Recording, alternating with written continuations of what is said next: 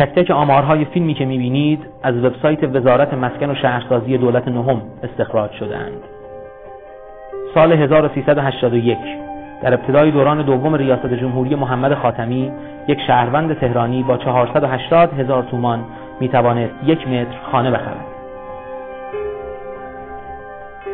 این عدد در پایان دوران ریاست جمهوری خاتمی به 650,000 تومان میرسد، یعنی 35% افزایش قیمت در عرض 3 سال. دولت آقای احمدی نژاد آغاز به کار می‌کند.